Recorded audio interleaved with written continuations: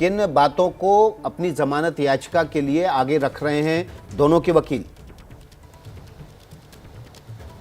जी देखिए विकास, जो फिलहाल जानकारी सामने निकल कर आ रही है, मुख्य तौर पर राज्य सरकार की तरफ से जो विरोध किया जा रहा है उसमें इस बात का जिक्र किया जा रहा है कि जिस निचली अदालत में बेल के लिए नवनीत राणा और रवि राणा ने अप्लाई किया था उस पर फैसला जो है वो अभी नहीं आया है। 29 तारीख को फिर एक बार सुनवाई होगी। ऐसे में उन्होंने फैसला रिजर्व रखने के बाद भी सीधे सेशंस कोर्ट में जाना ये सरासर गलत है। इस बात को सामने रखते हुए राज्य सरकार जो है इनकी जमानत पर, इस याचिका पर खास तौर से वो विरोध कर रही है। दूसरी तरफ जो नवनीत राणा के वकील है वो फिलहाल कोर्ट में उन्होंने बोलना नहीं शुरू किया है। जैसे ही वो अपनी बात रखते हैं तो हम दर्शकों को इस बात की अपडेट देंगे। जी तो रौनक लगातार इस खबर पर हमें अपडेट दे रहे हैं कि किस तरह से सुनवाई शुरू हो गई है और अभी जो भी दलीलें रखी जाएंगी उसके आधार पर ही कोर्ट ये तय करेगा कि जमानत मिलती है या फिर नहीं, राणा दंपत्ति को राहत मिलेगी या फिर नहीं।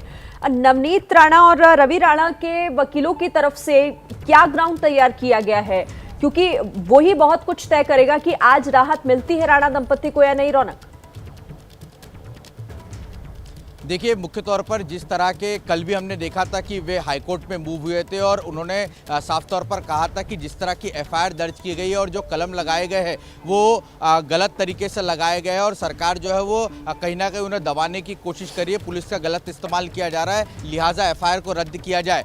हाईकोर्ट ने तो रवि राणा और नवनीत राणा को झटका दे दिया था, ये मानने से इनकार कर दिया था। अब जब सेशंस कोर्ट में सुनवाई चल रही है तो उस वक्त जो ग्राउंड तैयार किए गए और जिस ग्राउंड पर सेशंस कोर्ट का दरवाजा खटखटाया गया है, मुख्य तौर पर जो लोअर कोर्ट था, हॉलिडे कोर्ट में नवनीत राणा और रवि राणा को पेश किया गया था, उन्होंने उन्हें जुडिशियल कस्टडी में भेज दिया था। ऐसे में जब आरोपियों को जुडिशियल कस्टडी में भेज दिया जाता है तो उनके पास ये अधिकार होता है कि वो बेल के लिए तुरंत अप्लाई करें।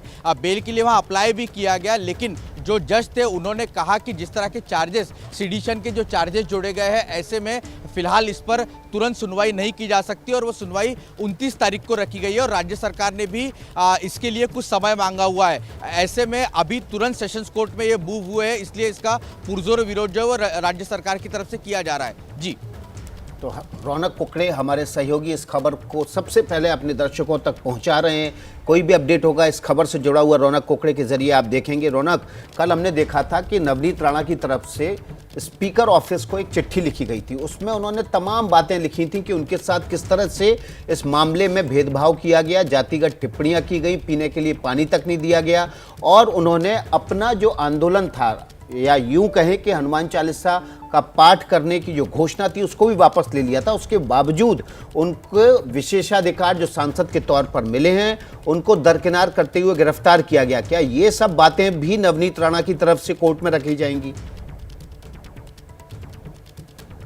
जी इसकी उम्मीद तो कम जताई जा रही है फिलहाल, क्योंकि उनके जो वकील है रिजवान मर्चेंट, उनसे सुबह हमारी सिलसिले में बात हुई थी। कोर्ट में इस ग्राउंड पर बेल मांगने की कोई प्रावधान नहीं है, लेकिन उन्होंने जो बातें रखी उसने निश्चित तौर पर सरकार की मुश्किलें बढ़ा दी और खासतौर से जेल प्रशासन की मुश्किलें बढ़ा दी है। जो जानकारी सामने निकल कर आ रही है, लोकसभा स्पीकर सचिवालय ने कल जिस तरह से पत्र राज्य सरकार को लिखा और 24 घंटे में जवाब मांगा है।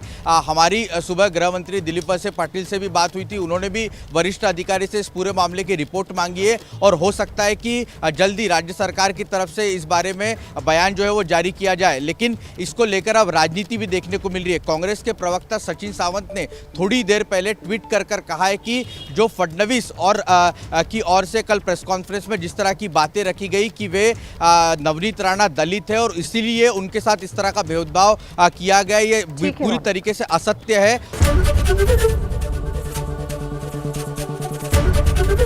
एबीपी न्यूज आपको रखे आगे।